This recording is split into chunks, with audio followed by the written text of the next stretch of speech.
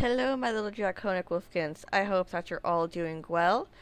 If you guys like what you see and hear, please like, subscribe, and turn on that bell to get notified. And if you guys want to send me your own horror stories, my email will be in the description below. Alright, let's get into this. I'm a male, 26, and this happened around 3 years ago when the US practically recovered from COVID. Yeah, I don't know if the US has really truly covered from COVID. Like, things are still out of whack. I'm not gonna lie.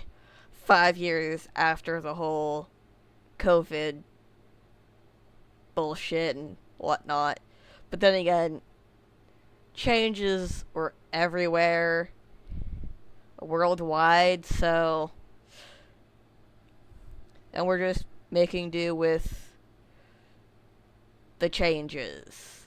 Some changes were good, some were, I guess, okay, and others were like, this was a horrible decision.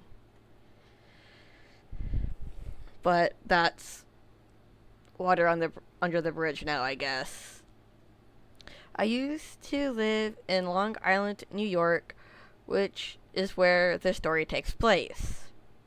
Okay. Just north of. No, that's way. Never mind. Oh my god. I had no idea where I was gonna go with that train of thought.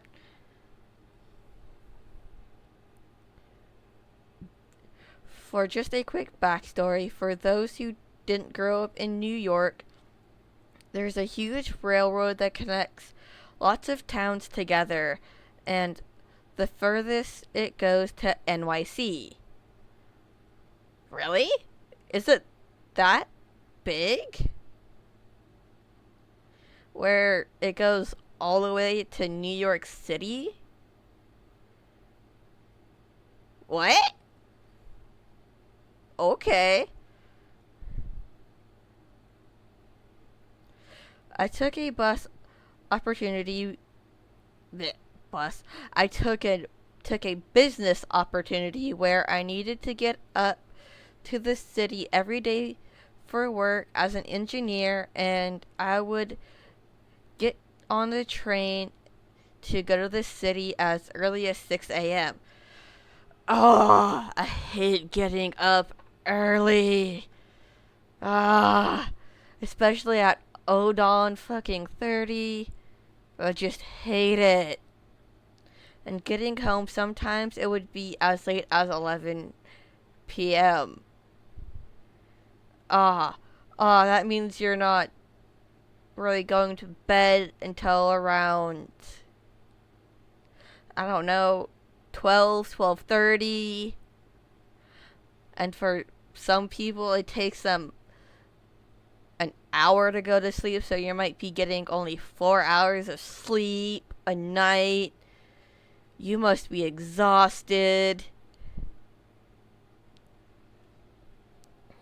But at the same time, unless you're like eating out daily or bringing something with you to work for lunch and dinner, then by the time you get home, you can at least relax for 30 minutes to an hour before going to bed. Unless you're one of those people who decompress on your commute home from work. I guess it just depends on the person. I'm ranting. Before taking this opportunity, I was never on the railroad during times like this, and I quickly came to learn that it was practically the same people on the train each time, all people going to the city and back from work. And I normally saw no new faces on my rides going there and back.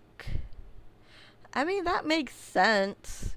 You may not know everyone by name, but you at least know their faces. And generally, what stops they take or like get off on during each of those on the ride to your work. One day, though, that changed. I was on a late train, probably going around 10 or 11 p.m. at night during the winter time. So it was dark as the night got around those times. Yeah. Winter generally means shorter daytime hours. I ran to catch the railroad on time to get home, so you can normally expect, no matter the time, I couldn't find a seat on the train. Yeah, big cities, or like trains in the big cities, are packed. And you usually kind of have to smush to get in the car, the train car. Or at least that's what I heard and kind of seen on like the Facebook and TikTok rails, especially over in Japan. So I'm assuming that's how they are in the States as well, or in other big cities around the world. Then again, it could be different. I chose to stand next to the doors and was accompanied by two men who looked around my age. Holy shit, I took me a second to recognize accompanied. I swear I'm not stupid, I'm just really slow. Just chopping up a good conversation and a man. He looked about to be in his late 50s and was wearing a sort of Hawaiian shirt which was unbuttoned around the two bottoms and his chest hair stuck out. He wore khakis, a belt, and attached to his shirt pocket he had what seemed to be a business key card on a retractable wire. I think a lot of companies have key cards on retractable key cards, or like the retractable wires nowadays. Or I could be wrong though. Fuck do I know. Which the clear sleeve it was in was yellowing. He was white, balding, but the hair I could see was gray, and he was more heavy set, but what I really remember are his eyes. Oh no. Oh no, what did his eyes look like? Was he just like staring off in the distance or something? Were they just unnatural? Details that are important. Normally, these kinds of details wouldn't be so prominent in my mind, but his mannerisms were nothing but out of the ordinary. The way this man examined the other two standing next to the doors, the ones in deep conversation, it was uncanny. His eyes were deep in their sockets. They were downturned so the insides of his eyes closer to his nose were higher set than the outside corners. What? What? That is... What is my brain not understanding that? What? With a look that was so tired and sad, and his lips stayed in such a pouting expression that it nearly looked like he was taking sympathy for these men. The worst part? Every time they would make a joke, they would chuckle, but he would laugh louder than anyone would if they were even supposed to be included in a conversation. What? I swear people are so fucking weird. I am not gonna lie. Like, I really don't understand some of these people, honestly.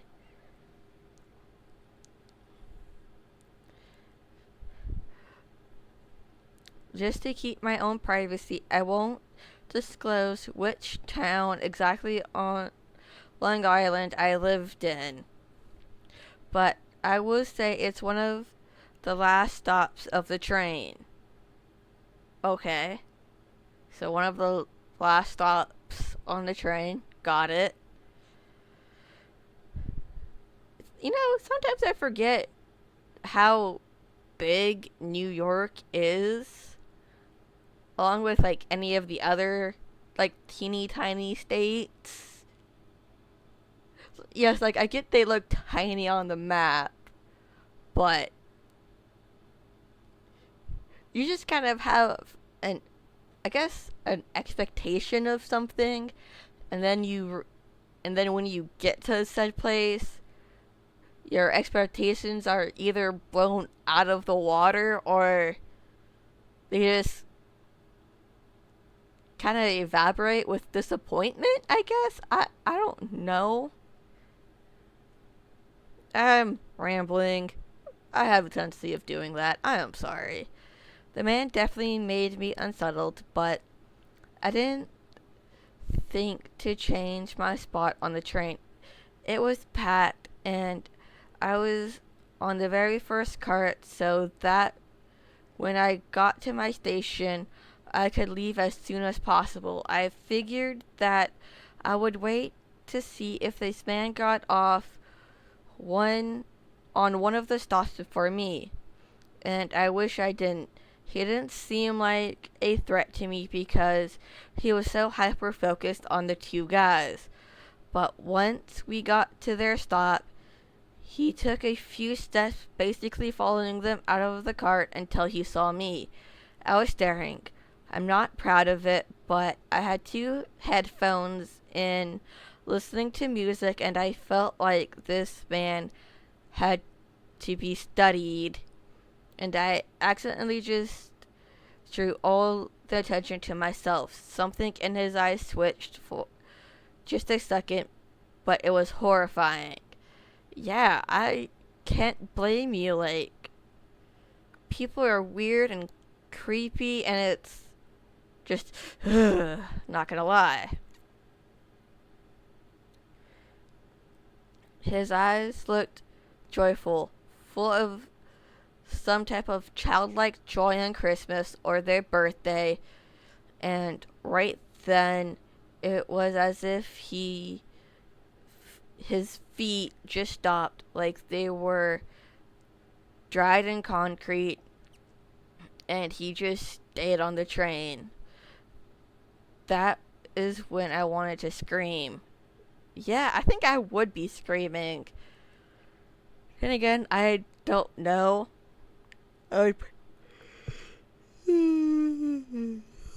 Sorry.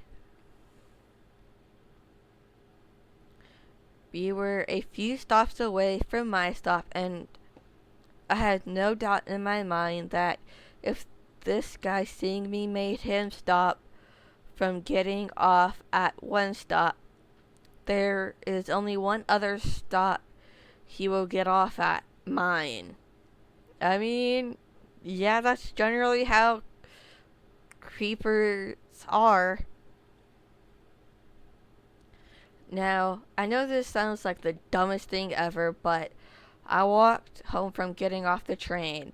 I'm a big dude, not super tall, but tall enough that most guys don't tower over me. And I'm not weeks, so I never had anything to really worry about. Yeah, I wasn't scared of this guy himself and what he could do, but it's more of his intentions. Yeah, that any girl can also tell you that too from like we know that not all guys are horrible, crappy people. It's just we unfortunately don't know who those creepy assholes are, so we just have to be extremely careful. And I'm sure guys feel the same way about us women for since we do also give creepy vibes. I just don't know if we give off different creepy vibes, similar or the same, so who knows. I'm a guy who wouldn't fight someone for fun, and it's something that would be my last resort, and the last thing I wanted to do was throw hands with this man with such a sorrowful look in his eyes. Dude, it could all just be an act. Let's be realistic here. Then it was my stop. I got off, and with no surprise, he did too. I started walking at a pace that didn't scream, I'm scared, or I need to get away. But it was at a pace that looked normal for me. But peering behind my shoulder, I saw him matching my pace, and it looked so unnatural, uncomfortable, like it hurt for him to walk at that pace. Dude, I would use that to my advantage, honestly. But again, it could be an act. I don't know. He continued to follow my pace, and no stores nearby were open for me to go to, so as I approached my house, I remembered that the hill that you had to climb to reach the street, and looking at the man still matching my pace to the very best of his abilities, he looked exhausted. So I just had to pray that he wouldn't be able to climb the hill as fast as me. I mean, yeah, things definitely change as you get older, and it's sometimes it changes for the best, sometimes you get the crappy end of the deal, like arthritis and other medical issues that can make it hard to move your limbs and whatnot. I approached the bottom of the hill and sprinted as fast as I could and didn't stop until I reached my house and jumped over my backyard fence instead of going up to my front porch to open the front door on the chance he followed me fast enough to see me enter my house. I mean, I guess that's smart. If your neighbors don't have a fence, you could go around their house and then jump your fence. I don't know. It's just a thought. My back door is a sliding door, however, and I couldn't lock it unless I was in the house, so the only thing I could do was to sit and wait in a bush, and I wasn't too scared of him seeing me in the pitch dark, but I was scared of him hearing me if I moved too much. I mean, yeah, that makes sense, because you don't know if this guy has some kind of weapon on him, so I peered through my fence as I saw him climb up the hill, walking at a more comfortable looking pace for him. He started looking around, looking for a sign of me. Nothing. He approached closer, just looking around my street, and under a streetlight I saw him. More like I saw his eyes. Full of rage, no longer the joyful or sorrowful eyes I had once seen. Oh shit. Yeah, he was definitely planning something. I watched him pace back and forth on the road for a long time, until eventually he turned around and went down the hill once again. I waited for a long time before going into my house and going to bed. That was a smart move, honestly. The next day I took off of work. I went to the police and made a report, and for the rest of the day I decided that I wasn't going straight from my shop on the railroad to the city anymore. I found a string of having a hoop off one train to another around 3 times before going to the city, in hopes that the man would take the direct route. I never saw the man after that. I mean, that's good. I mean, I don't know how effective train hopping would be, but hey, if it helps keep you safe, it helps keep you safe, right? This is the first time I had fully retailed this story since it had happened, and I apologize for how long this is. Hey, I love me a good meaty long story. Okay, that sounded so weird. But every time I even think about this story for too long, it reminds me of the people that are out there and how you have no idea what intentions they have behind their eyes. Stay safe, everyone, and thank you for listening to my story. Yeah, definitely stay safe out there. Make good choices and don't do anything that would potentially put you in danger. Like, just please, just stay safe and be smart. That's all I ask.